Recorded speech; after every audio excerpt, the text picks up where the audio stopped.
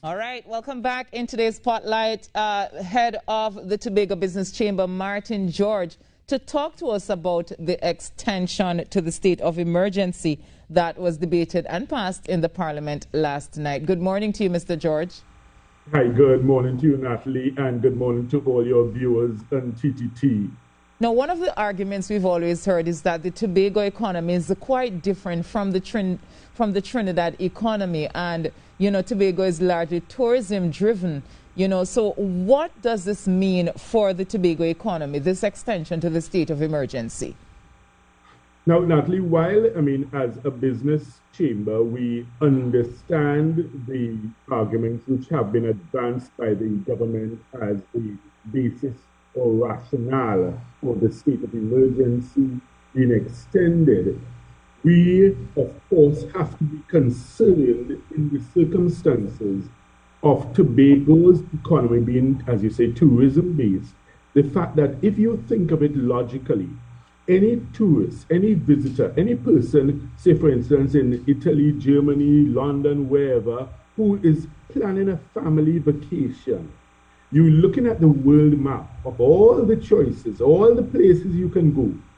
Nobody is going to ever voluntarily choose to say, I'm going to a place where there's a state of emergency, there's a curfew, you can't go to a restaurant to have dinner, to sit down with your family, you can't go to a bar to relax, you can't even go to the beaches, etc. So, as I say, while we are understanding of the need to keep the numbers down, in the Tobago context, it is particularly crippling because it means that for the next 3 months, guaranteed, nobody's ever going to plan a vacation to go to Tobago.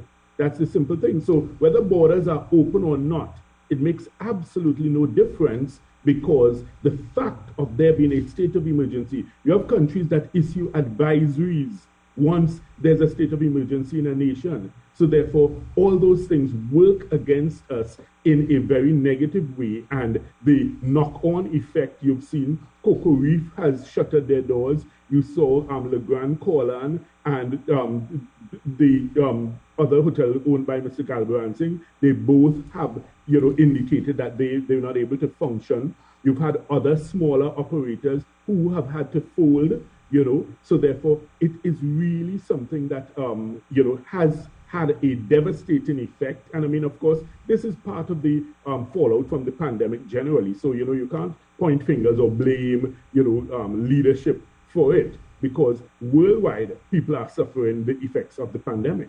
Now, I know that the Chamber has always been advocating for the reopening of the Tobago economy, for more flights to Tobago.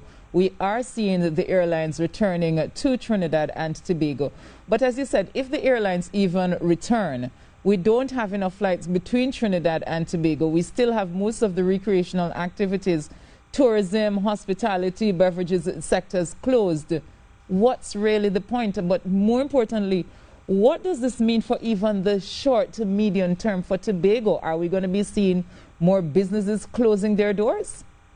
Well, I would not be surprised, Natalie. And, I'm glad you raised the issue of the number of flights between Trinidad and Tobago because we have struggled from the get-go to understand the logic and rationale. We have challenged the government publicly on the issue. We've challenged the Prime Minister on the issue.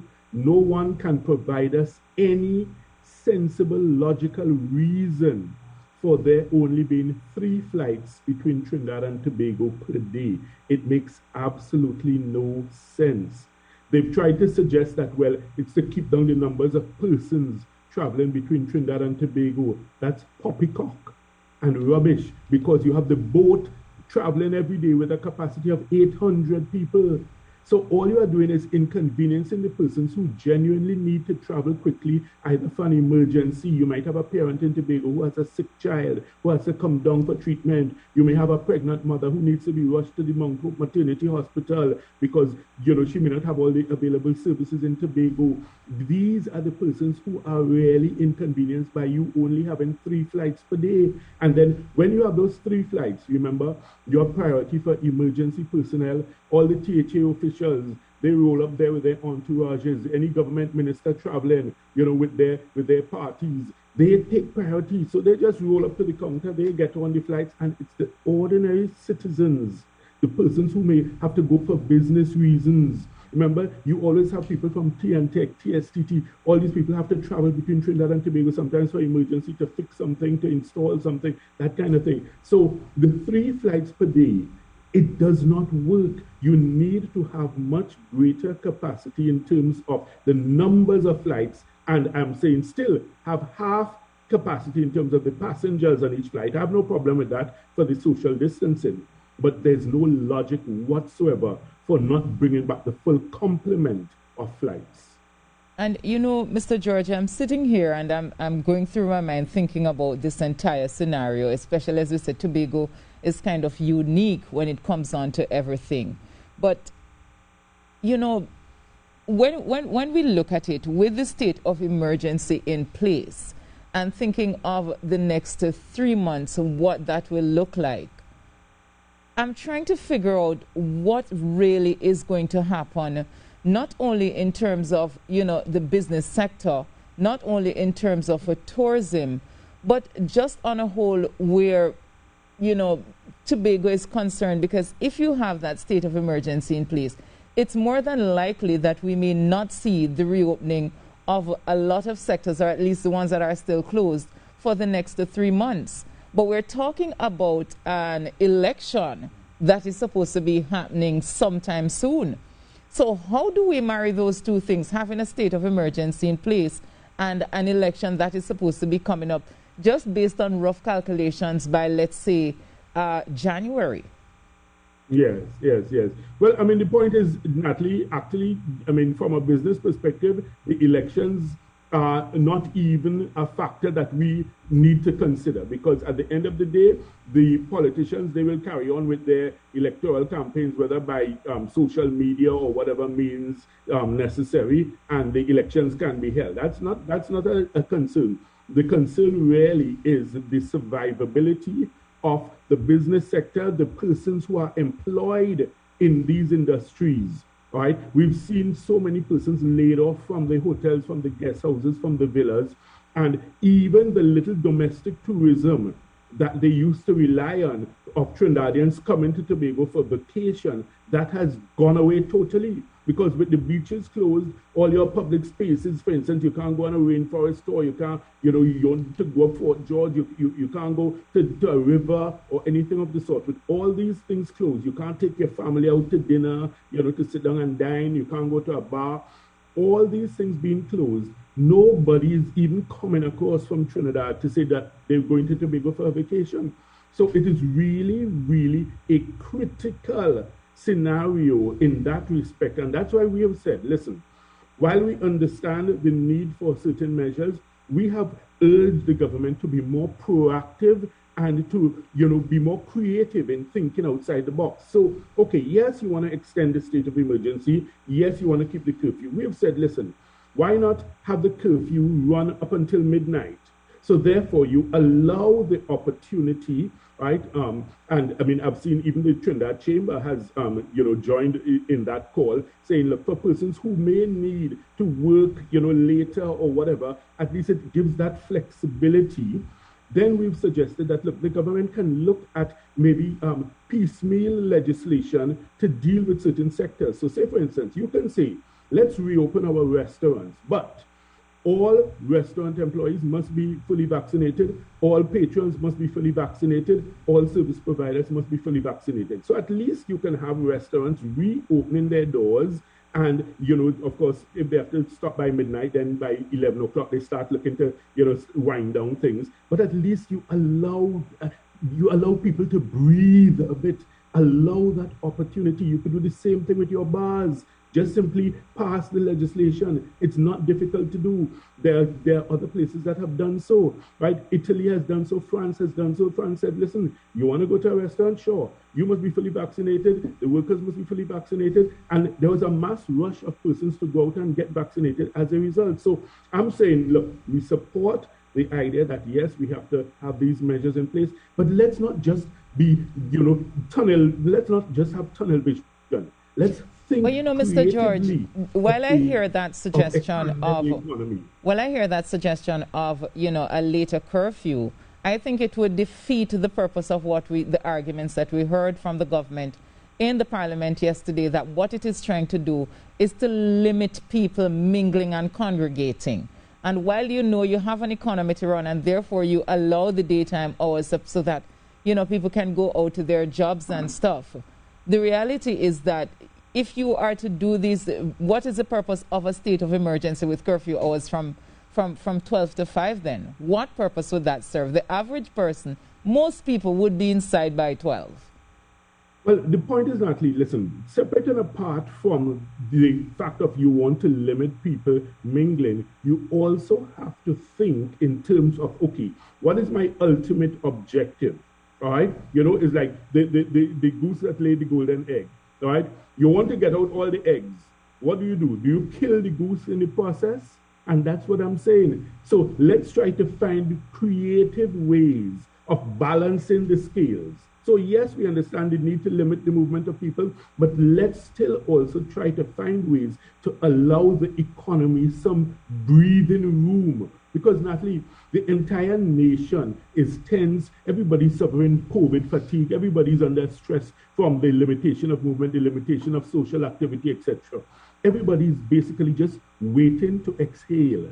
And that's all I'm saying. But do you agree, though, Mr. George, that this is do you agree that this is kind of a balancing act? Because one of the arguments, again, put forward by the government yesterday in the debate in the House is that, listen, we cannot afford to go back into a third lockdown. And right now we're seeing that the numbers, while they may have plateaued, is that we're not seeing that downwards trend that we'd really like to appreciate and enjoy at this time. So therefore, I think it's a matter of ramping up vaccination, keeping things in place until we get those vaccination numbers up, you know, before we can say, okay, let us relax the measures. Because what would happen to the economy? My question to you, what would happen to the economy if we get rid of the state of emergency now and open up some more businesses? What do you think would happen? No, Natalee, nobody has, I mean, certainly we have not advocated getting rid of the state of emergency. We've suggested that we try to be more flexible and creative, right? And of course, nobody wants another lockdown, because that, I think, is going to be a death knell for many businesses. So the idea is, yes, of course, it is a balancing act.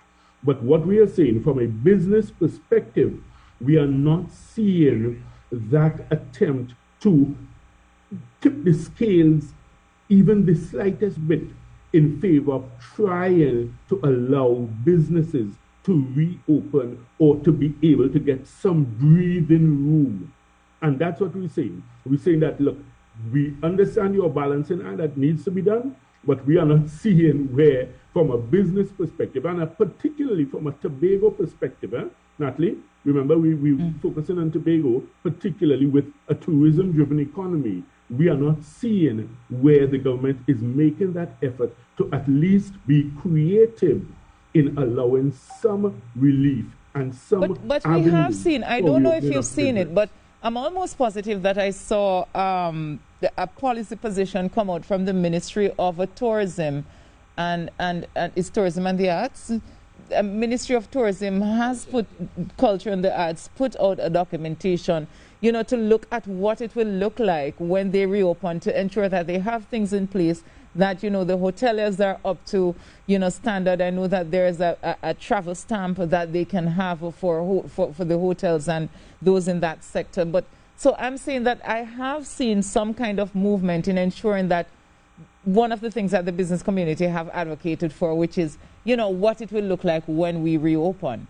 And while I mean, those policies and procedures and practices, that's great to have them. But the question is, Natalee, while the grass is growing, the horse is starving. So therefore, it's no point having those things, deep, nice ideas, and say, okay, in the next 3 weeks, we can have these policies and procedures and practices implemented if you have no businesses left standing at the end of the day to be able to even implement them. All right, Martin George, devil's advocate here.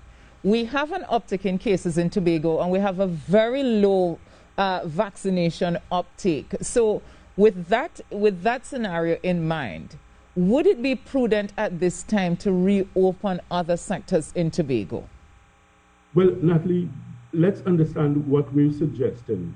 We are not just suggesting randomly or arbitrarily doing so. We are suggesting that the government pass some kind of legislation to make it possible for only fully vaccinated patrons at restaurants, bars, only fully vaccinated workers, and only fully vaccinated service providers. So therefore, you therefore limit your risk. And that's what I'm saying. No, I hear you, you know. And it's not the first somebody has put forward that argument, but up to this week, you know, when the Prime Minister came out and spoke about, you know, if parents don't get their children vaccinated, we might have to make it mandatory so that we can reopen the schools. We already heard the arguments surrounding discrimination and that kind of thing. So if we were even to have this vaccine passport, or as people are calling it, where we have people who are fully vaccinated able to operate at a certain level, you don't think people would still, maybe you would be representing somebody in the courts? Well, citing discrimination. The reality is that human nature is such that persons have always resisted these ideas. And I'll just give you a little bit of history. In the UK, when the smallpox epidemic broke, you had the smallpox vaccine, which was created and developed in 1796.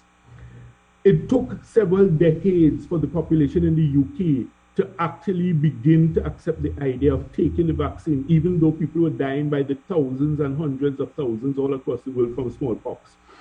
There was such resistance in the UK, and I'm talking about in the 1800s now, that in 1853, the UK Parliament had to pass the Vaccination Act of 1853 to make it mandatory for vaccines. So the idea of vaccine resistance, vaccine hesitancy is not a new idea. That's human nature. Anything new or novel or unknown or that you are fearful of course, people will be resistant. Yeah. But the point is, you therefore educate, you enlighten, you have your ad campaigns, you have your marketing and advertising campaigns to show people the utility of it.